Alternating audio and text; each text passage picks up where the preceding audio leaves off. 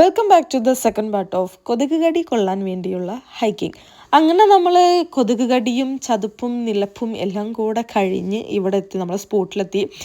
പിന്നെ എനിക്ക് സ്വന്തമായിട്ടൊരു മോഡലിനൊക്കെ എത്തിയ സന്തോഷമായിരുന്നു. എനിക്ക് വളരെ ദീക്ഷ എന്നാണ് കേട്ടോ. ദീക്ഷനെ കിട്ടിയപ്പോൾ ഞങ്ങൾ പലതരത്തിലുള്ള പോസുകൾ നടന്നും പാടിയും ഓടിയും ഇടിക്കുന്നു. ഇവൻ്റെ പേരാണ് അനൂപ്. ഓ ഞങ്ങൾ ക്യൂട്ട് ബോയ് ആണ് കേട്ടോ. ഞങ്ങളെ കൂട്ടത്തിൽ ഏറ്റവും ചെറുതോനാണ്. അപ്പോൾ മാനേജർ ഓനെ ബേബി എന്നാണ് വിളിക്കുക. ഈ തുള്ളി തുള്ളി കളിക്കുന്നതാണ് എൻ്റെ മാനേജർ.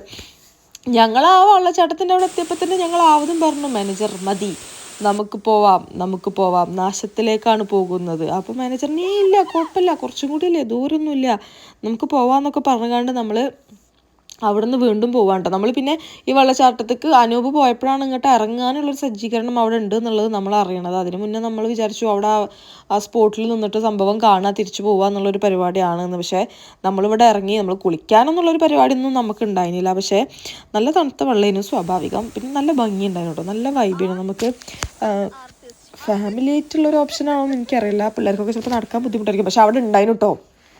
അവിടെ ചെറിയ ചെറിയ പിള്ളേരെയും കൊണ്ടൊക്കെ ട്രക്കിങ്ങിന് വന്ന കുറേ ഫാമിലീസിനൊക്കെ ഞങ്ങൾ കണ്ടു. പിന്നെ അതൊക്കെ ഞങ്ങൾ കഷ്ടപ്പെട്ട് അഭിനയിക്കുന്നതാണ് ഗൈസ്.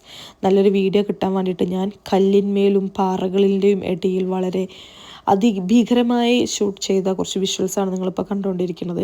അഭിനയം സഹിക്കാൻ പറ്റാണ്ട് എൻ്റെ മാനേജർ പൊട്ടിച്ചിരിക്കുന്ന കാഴ്ചകളാണ് നിങ്ങൾ കണ്ടുകൊണ്ടിരിക്കുന്നത്. ഇക്കണ്ട കൊതുകിൻ്റെ കടിയൊക്കെ കൂടെ കൊണ്ടുവന്ന് നമ്മൾ ഫൈനലെത്തിയിട്ട് നമുക്ക് കിട്ടിയൊരു വ്യൂ ആണത്.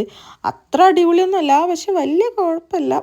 അങ്ങനെ നമ്മൾ തിരിച്ച് ഫുഡൊക്കെ കഴിച്ച് പോകുന്നു. അപ്പോൾ ഓക്കെ, ബൈ.